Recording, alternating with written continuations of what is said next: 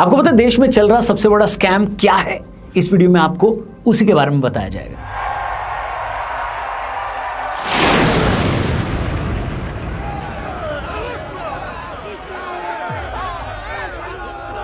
आपने कॉमनवेल्थ घोटाले के बारे में सुना है, 2G स्कैम घोटाले के बारे में सुना है। इनफैक्ट इस देश में स्कैम्स इतने कॉमन हैं कि अब उन पर वेब सीरीज बनना भी शुरू होगी। लेकिन इस देश का सबसे लंबा चलने वाला और सबसे खतरनाक स्कैम, जिसने इस देश के युवाओं का भविष्य खतरे में डाल दिया है, उसके बारे में कोई बात ही नहीं कर रहा है। हम बात कर रहे हैं SSC की, staff selection commission.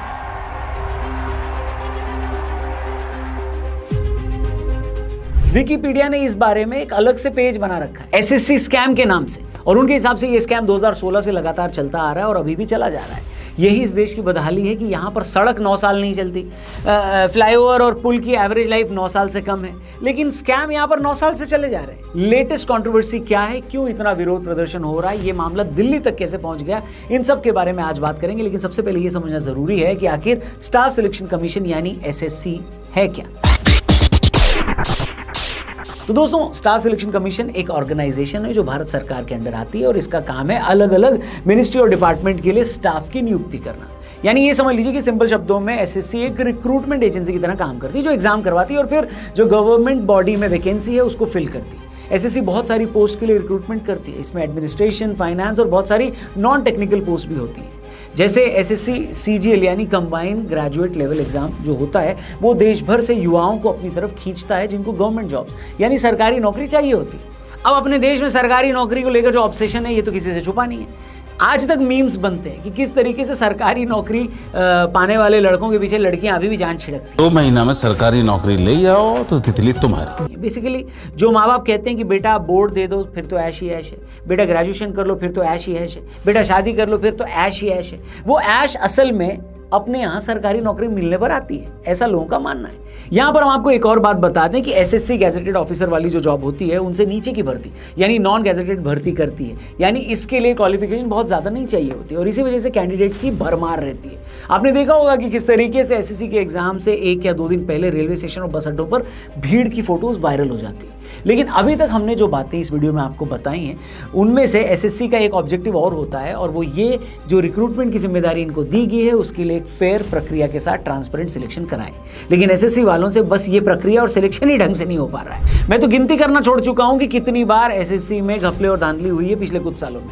Latest case है SSC सिलेक्शन पोस्ट फेज 13 से रिलेटेड। ये एग्जाम 24 जुलाई से लेकर 1 अगस्त के बीच होने थे। इसके लिए हजारों कैंडिडेट्स ने महीनों की तैयारी करी और फिर कई घंटों का सफर करके हजारों रुपए खर्च करके अपने एग्जाम सेंटर तक पहुंचकर उनको यह सुनने को मिला कि एग्जाम तो कैंसिल हो चुका है। इस बात की कई लोगों को सूचना रात को 1 बजे मैसेज द्वारा दी गई और कई लोगों को तो नोटिफिकेशन भी नहीं भेजा गया। बाकी पहले के एग्जाम्स में जो लोग अक्सर कंप्लेंट करते हैं वो ये कि भैया टेक्निकल ग्लिच है, आपको ये प्रोटेस्ट, बहुत सारी चीजें मिला जुला कर जो है उस वजह से देखने को मिल रही हैं। पहले ये शिकायत ऑनलाइन शुरू हुई थी, लेकिन अब ये देश भर में एक आंदोलन बन चुका है। #SSC mismanagement, #justice for aspirants और #SSC रिफॉर्म जैसे हैशटैग सोशल मीडिया पर लगातार चल रहे हैं।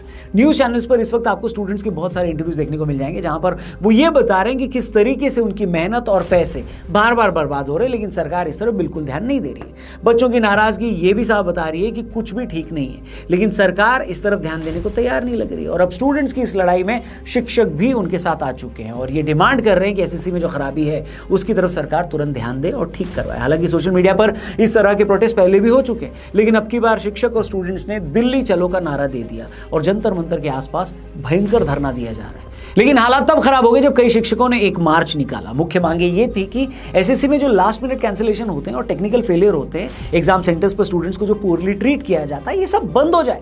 लेटेस्ट एग्जाम में जिस वेंडर ने एग्जाम करवाए उन पर इल्जाम लग रहे हैं कि वो वेंडर ठीक से एग्जाम नहीं करवा पाया।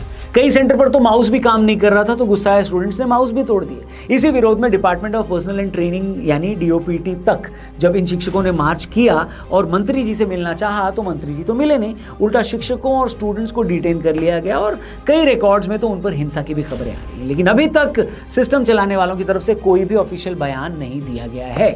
SSC में जो खामियां हैं उन पर तो हम आगे बात करेंगे, लेकिन एक ऐसा देश जो गुरु गोविंद दो खड़े काके लागू पाए, बलिहारी गुरु आपने जिन गोविंद दियो बताए, ये सिखाकर अपने बच्चों को ये देश बड़ा करता आया है, वही देश अब अपने शिक्षकों पर लाठी बरसाएगा। एसएससी में जो खराबी है, खामियां हैं, उन पर सिस्टम चलाने वाले अपना पक्ष अगर नहीं रख सकते तो कम से कम पुलिस को तो ये कह सकते हैं ना कि शिक्षकों पर लाठियां ना बरसाई जाए।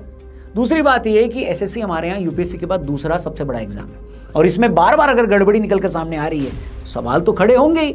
आखिर इन सवालों का जवाब क्यों नहीं दिया जा रहा है और क्यों लाखों युवाओं का फ्यूचर खतरे में डाला जा रहा है? ऐसे में अगर कोई ऑपोजिशन का नेता इन स्टूडेंट्स के साथ खड़ा हो गया तो फिर यही सरकार कहेगी कि मुद्दे को राजनीतिक रंग दिया जा रहा है। पर सवाल ये है कि आपने इसको मुद्दा बनने ही क्यों दिया? सॉल्व करिए इसे जल्दी से जल्दी। इस ओर ध्यान देने की ज़रूरत है। आप ज़रा कमेंट करके दोस्तों ये बताइएगा कि आप एक एसएससी एस्पिरेंट्स हैं, तो आपका क्या एक्सपीरियंस रहा है वो भी कमेंट बॉक्स में ज़रूर लिखिएगा। वीडियो सही लगी हो तो इसे अपने दोस्तों से ज़रूर शेयर करिएगा। Thank you for watching. जल्दी मिलते हैं। जय हिंद, वंदे मातरम।